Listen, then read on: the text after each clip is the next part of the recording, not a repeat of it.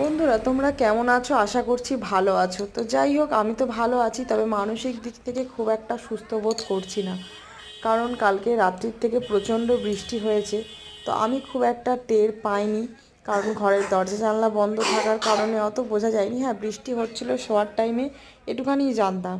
তারপর যখন ঘুম থেকে উঠলাম, বাইরের দিকে তাকালাম, চারিদিকে জলে জলাকার, মানে কি বলবো, চারিদিক ভেসে যাওয়ার মতো অবস্থা। তো দুর্গাপুজোর আগে এই কেমন পরিস্থিতি চলছে সত্যিই বোঝা যায়। যেখানে কালকে রাতে অবধি আমি ভিডিও দেখে ঘুমালাম যে মানে মানুষ ঠাকুর দেখতে বেরিয়ে গেছে, যেখানে প্রচণ্ড ভিড়। আর সেইখানে পরের দিন ঘুম থেকে উঠে এরকম একটা পরিস্থিতির সম্মুখীন।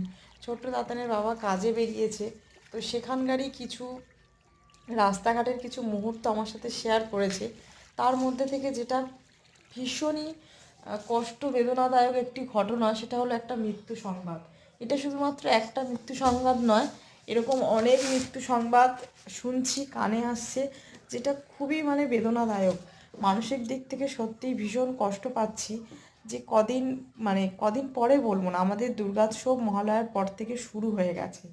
তো সেই রকম একটি পরিস্থিতিতে এরকম মৃত্যু সংবাদ, মানে বৃষ্টি, চারিদিক জল জমে যাওয়া অবধি ঠিক আছে ব্যাপারটা, কিন্তু এই যে এই বৃষ্টির কারণে যে মানুষের যে মৃত্যু ঘটছে, এটা সত্যি মানে মানে অকল্পনীয়।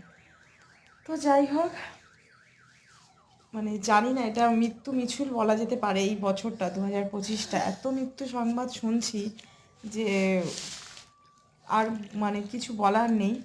তো দেখতে পাচ্ছ রাস্তাঘাট তো জলে জমে আছে, মানুষের নাজেহাল, আর তার মধ্যে মৃত্যু সংবাদ। এরকমই একটা দুর্ঘটনা তোমাদের সাথে শেয়ার করছি। আর মানে ওনার কি কারণে মৃত্যুটা ঘটেছে জানি না, তবে দেখে যতটা মনে হচ্ছে মানে বিদ্যুৎ পৃষ্ঠ হয়েই হতে পারে। তো যাই হোক, এটা অনুমানই বলা যেতে পারে, কারণ সকাল থেকে এরকমই শুনছি বিদ্যুতের কারণে। আর মানুষটা কোথায়, মানে ওনার বাড়ির লোককে যে খবর দেওয়া হবে, খবর দেওয়া হয়ে উঠছে না, কারণ ওনার সেইভাবে কিছুই পাওয়া যাচ্ছে না বাড়িতে যে খবর দেওয়া হবে। তোমরা যদি কেউ দেখে থাকো, প্লিজ তোমরা এটা শেয়ার করো, যাতে ওনার বাড়ির লোকের কানে খবরটা যায়।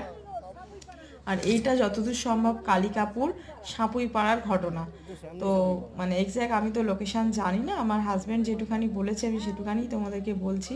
তো দেখতেই পাচ্ছ ওনার মুখটা হয়তো ভালোভাবে বোঝা যাচ্ছে না, তবুও ওনার পোশাক আশাক বা যাই হোক, ওই এলাকার যদি কোনো লোকজন দেখে থাকো আমরা এই ভিডিওটা, বলবো প্লিজ তোমরা এটা শেয়ার করো, যাতে ওনার বাড়ি অবধি খবরটা পৌঁছায়। খুবই দুঃখজনক একটি ঘটনা। তো যাই হোক, এটুকুই বলার জন্যই ভিডিওটা।